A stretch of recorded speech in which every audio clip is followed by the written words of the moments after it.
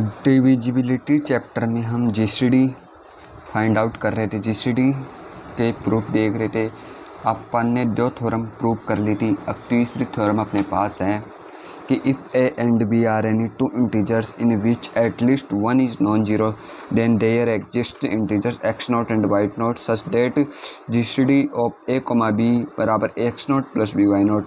मतलब ये थ्योरम ये कहना चाहती है, ये कह रही है कि ए और बी 2 इंटीजर्स है, दोनों उनमें एटलीस्ट 1 इज नॉन जीरो, मतलब एक तो जीरो नहीं है, एक दूसरा जीरो हो सकता है, एक जीरो हो सकता है, एक नहीं है, दोनों जीरो नहीं हो सकते। इसका मतलब यह है कि वहाँ पर इंटीजर्स है X nought and Y nought इस प्रकार के है कि जो जीसीडी है वो इस लीनियर कॉम्बिनेशन के रूप में लिखा जा सकता है। ये अपन को प्रूव करना है। तो इसके लिए हम सबसे पहले एक सेट कंसिडर करेंगे, अज्यूम करेंगे एक सेट एस। सबसे पहले आप गिवन लिख देना कि क्या क्या दिया हुआ है, फिर अपन कंसिडर करेंगे सेट एस। और सेट एस किस प्रकार का सेट होगा, वो होगा ए एक्स प्लस बी वाई प्रकार का सेट होगा। और A X plus B Y में जो ए एक्स प्लस बी वाई है वो पॉजिटिव इंटीजर्स का सेट होगा, मतलब पॉजिटिव होगा। और एक्स एंड वाई जो है वो इंटीजर्स होंगे, एक्स एंड वाई जो है वो इंटीजर्स होंगे यहाँ पर।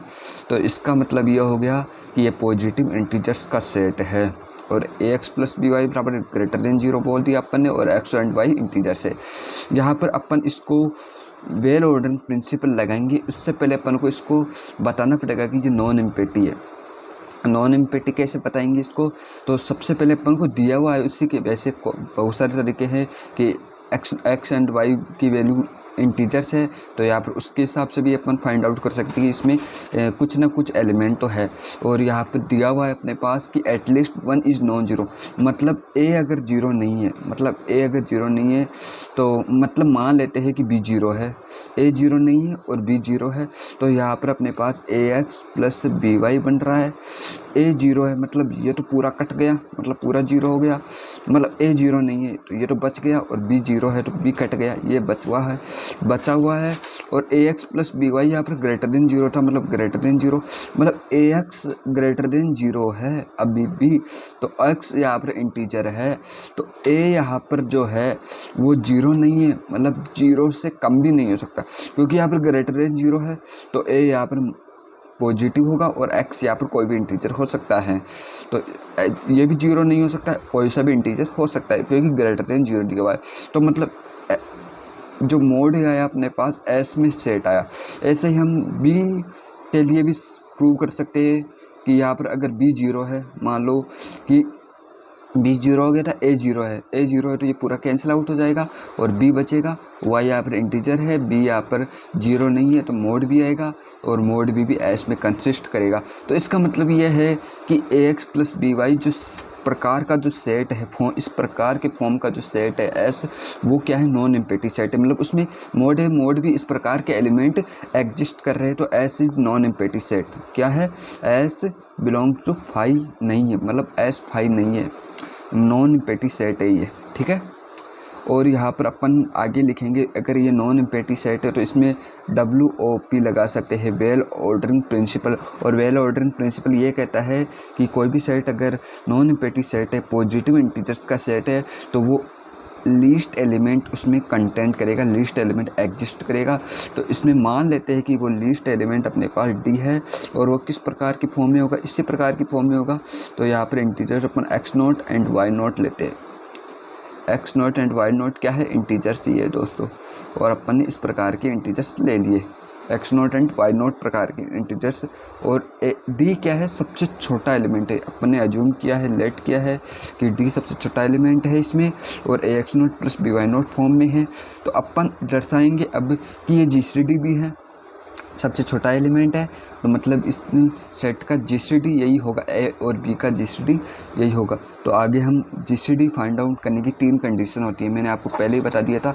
जीसीडी जो अपन दर्शाते हैं वो 3 कंडीशन से होता है कि सबसे पहले होता है, मान लो जीसीडी डी है तो ग्रेटर देन जीरो होना चाहिए, डी ए और बी का फाइंड आउट करते तो ए को भी डिवाइड करेगा, ये बी को भी डिवाइड करेगा। और तीसरी कंडीशन है कि सी कोई तीसरा इंटीजर है तो सी जो है वो डी से छोटा या बराबर हो सकता है। तो ये 3 कंडीशन होती है। तो यहाँ पर अपन यही प्रूव करेंगे कि सबसे पहले अपन को दिया हुआ है यहाँ पर A X nought plus B Y nought, मतलब इस फॉर्म में, मतलब A X plus B Y form में, मतलब ग्रेटर देन 0। डी तो यहाँ पर ग्रेटर देन 0 हो गया क्योंकि A X nought plus B Y nought is greater than 0। अपन ने पहली कंडीशन तो प्रूव कर दी। अब दूसरी कंडीशन क्या थी, ए को और बी को डिवाइड करता है। तो इसके लिए अपन देखेंगे कि डी जो है ए को डिवाइड कर रहा है, इसका मतलब ये है डी और बी को डिवाइड, इसका मतलब ये है कि डी यहाँ पर क्या है, ग्रेटर देन 0 और ए है। तो यहाँ पर ए अपन लिख सकते हैं कि डी क्यू प्लस आर, इस प्रकार में लिख सकते हैं, डी क्यू प्लस आर लिख सकते हैं ए को, क्योंकि डी यहाँ पर क्या है, डिवाइजर है, भाजक है, और भाजक कभी भी नेगेटिव नहीं हो सकता, इसलिए डी ग्रेटर देन 0 है। तो अपन ने इसको भाजक बना लिया। और ए यहाँ पर मॉड्यूलस में था, अपन ने शुरुआत में पढ़ लिया था कि ए यहाँ पर मॉड्यूलस में ही आएगा, क्योंकि ए क्या है, ये पॉजिटिव इंटीजर्स का सेट है। तो यहाँ पर मॉड्यूलस में लिखो या बिना मॉड्यूलस में कोई ज़्यादा फर्क नहीं पड़ेगा, बस आपको समझना है कि ए पॉजिटिव है यहाँ पर। तो ए बराबर डी क्यू प्लस आर आ गया। तो मॉड्यूलस में लिख देते हैं, चलो। तो यहाँ पर आर की वैल्यू क्या आ जाएगी, यहाँ से mod A minus D Q, R की वैल्यू क्या होगी, mod A minus D Q आ गई। और डी की वैल्यू यहाँ पर क्या है, A X nought plus B Y nought रख दो, डी की वैल्यू रख दो mod A minus A X nought plus B Y nought into Q, यहाँ से आ गई। आर की वैल्यू यहाँ से आ जाएगी मोड ए माइनस, यहाँ पर ए एक्स नोट माइनस और इंटू क्यू आ रहा है, और माइनस का B Y nought into Q आ रहा है। ठीक है दोस्तों, यहाँ पर ये भी मोड में आएगा, ये भी मोड में आएगा। अगर हम मोड ए ले लेते हैं कॉमन, यहाँ से मोड ए कॉमन ले लेते हैं, तो यहाँ पर प्लस माइनस का 1 लिख सकते हैं, और माइनस का यहाँ पर आ जाएगा मोड ए, तो कॉमन आ गया एक्स नोट इंटू क्यू दोस्तों, और माइनस का B Y nought into Q आ रहा है। यहाँ पर अपन थोड़ा और सोल्व करते हैं इसको, तो मोड ए प्लस माइनस का 1 minus x nought into Q, और यहाँ पर प्लस लिखते हैं, और मैं यहाँ पर लिखता हूँ अंदर माइनस का Q Y nought into B, ऐसे लिख सकता हूँ दोस्तों, कोई ज़्यादा फर्क नहीं, क्योंकि माइनस अंदर ले लिया। तो यहाँ से आर तो अपन को पता था मॉड्यूलस में है, लेकिन ये पॉजिटिव ही है, तो ए अपन लिखेंगे प्लस माइनस का 1 minus x nought into Q, और बी भी यहाँ पर पॉजिटिव ही था, तो प्लस बी माइनस का क्यू वाई नोट। तो यहाँ पर ये किस फॉर्म में बन रहा है, अगर मैं इसको और इसको एक्स लिखूँ और इसको y लिखूँ, तो ये r जो है वो ax प्लस बी वाई की फॉर्म में बन गया, ax प्लस बी वाई की फॉर्म में बन गया। इसका मतलब ये है कि ये इस सेट में है, r क्या है, इस सेट में है। और यहाँ पर दोस्तों, यहाँ पर r पर क्या कंडीशन थी, यहाँ पर मोड ए बराबर डी क्यू प्लस आर लिखा ना, तो यहाँ पर r पर क्या कंडीशन हो जाएगी, डिवीजन एल्गोरिथम से ये लिखा, और डिवीजन एल्गोरिथम से ही कंडीशन अपन बताएंगे कि ये 0 से बड़ा होता है और डिवाइजर से छोटा होता है। तो यहाँ से साफ साफ पता लग रहा है कि r जो है यहाँ से लग रहा है कि r जो है वो s में है, और यहाँ से लग रहा है r जो है वो 0 से बड़ा और d से छोटा, r जो है वो d से छोटा है। और जबकि अपन ने पहले अज्यूम कर लिया था, लेट कर लिया था यहाँ पर कि d जो है वो सबसे छोटा एलिमेंट है, लेकिन यहाँ पर अपने पास क्या आ रहा है, d तो बड़ा है और r छोटा है, मतलब r d से भी छोटा हो गया, मतलब ये कॉन्ट्रडिक्ट हो रहा है अपने पास, कॉन्ट्रडिक्ट हो गया। यहाँ पर क्वेश्चन अपने पास कॉन्ट्रडिक्ट हो गया, कॉन्ट्रडिक्ट होते ही अपन को यह पता चल गया कि गड़बड़ है। तो इसका मतलब यह है कि d से छोटा है, r d से छोटा नहीं, r क्या होगा, 0 के बराबर, क्योंकि ये कंडीशन तो फॉलो हो नहीं रही दोस्तों, ये तो अपने पास असत्य प्रूव हो गई। तो दूसरी कंडीशन भी तो है, दो आर पर तो कंडीशन है कि डी से छोटा है, ये तो अपन ने माना था कि ये डी छोटा है, और यहाँ पर आ रहा है आर छोटा है, लेकिन आर छोटा है नहीं। आर पर दूसरी कंडीशन दोस्तों वो सत्य है कि 0 के बराबर है, तो आर यहाँ पर 0 के बराबर अपन ने लिख दिया। अगर r 0 के बराबर है तो यहाँ पर दोस्तों यहाँ से लिखो r 0 लिखते ही a बराबर डी क्यू आ जाएगा, a बराबर डी क्यू आ जाएगा, r 0 लिखते a बराबर डी क्यू आ जाएगा। तो मतलब यहाँ से साफ साफ पता चल रहा है कि जो d है वो a को डिवाइड करता है, दोस्तों समझ में आ गया। अपन ने दूसरी कंडीशन प्रूव कर दी कि डी ए को डिवाइड करता है, और इसी तरीके से अपन लिखेंगे कि डी बी को डिवाइड करता है, क्योंकि इसी प्रोसेस से अपन गुजरेंगे तो डी बी को भी डिवाइड करेगा। तो जीसीडी की दो कंडीशन अपन ने प्रूव कर दी। अब तीसरी कंडीशन बहुत ईजी है। अपन कोई इंटीजर सी लेंगे, कोई तीसरा एलिमेंट सी लेंगे, और वो ए को डिवाइड कर रहा है और सी बी को डिवाइड करता है, तो पक्का है सी इन दोनों के लीनियर कॉम्बिनेशन को भी डिवाइड करेगा, क्योंकि अपन को साफ साफ पता लग रहा है यहाँ पर कि जो डी है वो X nought plus B Y nought था।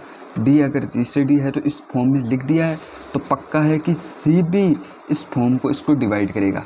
ठीक है दोस्तों, तो यहाँ पर सी इस फॉर्म को डिवाइड कर रहा है, तो ये डी है, ये डी तो था X nought plus B Y nought. देखो सी ए को डिवाइड कर रहा है, सी बी को डिवाइड कर रहा है, तो सी ए और बी को मतलब C X nought plus B Y nought को डिवाइड कर रहा है, तो इसी तरीके से A X nought plus B Y nought को डी लिख दिया, तो सी डी को डिवाइड कर रहा है। तो यहाँ से साफ पता चल रहा है जो सी है वो लेस देन है डी से, या बराबर हो सकता है डी से। तो डी यहाँ पर सबसे मैक्सिमम इंटीजर्स भी हो गया और सबसे बड़ा कॉमन डिवाइजर्स भी हो गए। इसका मतलब यह है कि डी क्या है, जी से डी है, ए कोमा बी का जी से डी है, और डी को अपन A X nought plus B Y nought linear combination के रूप में लिख कर ये प्रूव किया है कि डी जी सी डी है ए कोमा बी का। तो इसका मतलब इसको लीनियर कॉम्बिनेशन के रूप में लिख सकते हैं दोस्तों। तो यहाँ तक अपन को समझ में आ गया है दोस्तों यहाँ तक। और इसकी कोरोलरी भी है, एक कोरोलरी देखते हैं अपन। कोरोलरी क्या कहती है कि एक कोरोलरी है कि if A and B are any two integers not both zero then set S1 ax plus B Y X और वाई यहाँ पर इंटीजर्स है, consist of all multiples of D G C D of A comma B. यहाँ पर ये theorem या corollary ये बोल रही है कि ए और बी दो इंटीजर्स है। वो ये सीधी कहानी है कि दोनों जीरो नहीं हो सकते। S1 कोई सेट है इस प्रकार का, तो इसमें ये बताओ कि ये ऑल एलिमेंट्स को कंसिस्ट करेगा मल्टीपल्स, जीसीडी के मल्टीपल, मतलब ए और बी का। जैसे ए और बी है, यहाँ पर एक्स और वाई कोई भी इंटीजर्स लेंगे तो जीसीडी होगा, लीनियर कॉम्बिनेशन रूप में लिख दिए, तो वो ऑल को करेगा, मतलब सभी एलिमेंट्स सभी इंटीजर्स को करेगा। All consist of all multiples को करेगा। तो इसके लिए हम सबसे पहले हम देखेंगे कि सबसे पहले अपन डी को जी से डी प्रूव कर दो कि डी बराबर जी से डी है ए कोमा बी का। तो इसके लिए नॉर्मल कंडीशन है कि S1 कोई डी यहाँ पर ए को भी डिवाइड करेगा और डी यहाँ पर बी को भी डिवाइड करेगा। ठीक है दोस्तों, डी यहाँ पर ए को भी डिवाइड करेगा और डी यहाँ पर बी को भी डिवाइड करेगा। तो डी यहाँ पर A X nought plus B Y nought को भी डिवाइड करेगा, क्योंकि अपन ने पहले ही बता दिया डिविजिबिलिटी में और यहाँ पर पिछले वाले थ्योरम में कि डी जो है वो लीनियर कॉम्बिनेशन को भी डिवाइड करता है। तो A X nought plus B Y nought को भी डिवाइड करेगा। तो डी अगर A X nought plus B Y nought को डिवाइड कर रहा है या A X plus B Y को डिवाइड कर रहा है, कुछ भी लिख सकते हैं।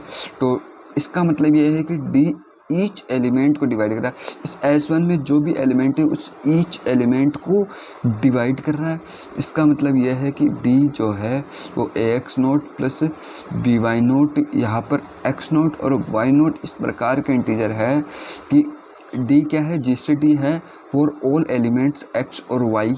कोई भी इंटीजर हो सकता है, उसके लिए ये जी से डी है और लीनियर कॉम्बिनेशन के रूप में भी इसको डिवाइड करता है। आगे हम देखते हैं कि डी अगर A X nought plus B Y nought के रूप में लिख दिया है, तो चलो इसको n एलिमेंट से गुणा करते हैं। n से गुणा कर दो तो n A X nought plus B Y nought. ठीक है दोस्तों, तो एन डी यहाँ पर हो जाएगा N A X nought plus N B Y nought. यहाँ पर हो जाएगा एन डी बराबर N A X nought plus N B Y nought. यहाँ पर वही दोस्तों आ गया है कि जो यहाँ पर एन डी आया अपने पास, एन ए एक्स नोट और एन ए वाई नोट, यहाँ पर अपन और सोल्व करेंगे तो इसको लिख सकते हैं कि N X nought into A plus N Y nought into B, ऐसे लिख सकते हैं। तो यहाँ पर ए इसको x लिख दो और इसको b लिख दो, तो A X plus B Y लिख दो, सॉरी दोस्तों y आ जाएगा। तो एन डी जो है वो आ जाएगा ए एक्स प्लस बी वाई। तो मतलब ये है कि जीसीडी था उसको अगर n से या किसी भी इंटीजर से गुणा करेंगे तो वो एक लीनियर कॉम्बिनेशन इस S1 में ही कंसिस्ट होगा, मतलब इस S1 से ही सभी एलिमेंट्स इसमें सेटिस्फाई होंगे। तो इसका मतलब यह है कि ऑल मल्टीपल्स के लिए भी यह कथन सत्य है। तो इस प्रकार से ये कोरोलरी प्रूव होती है और अपन इस तरीके से ये थ्योरम भी प्रूव हो गई दोस्तों। मेन थ्योरम ये थी, आपको ये थ्योरम प्रूव करनी थी कि GCD है को अपन इस रूप में लिख दिया है, तो अपन को बताना है कि D, A और P का GCD है। तो आई होप ये थ्योरम आपको समझ में आ गई होगी। अगले वीडियो में अपन देखेंगे 2 थ्योरम और बची है, तो साइड में एक एक करके बताऊँ या दोनों एक साथ बता दूँ। तब तक के लिए thank you very much for watching video.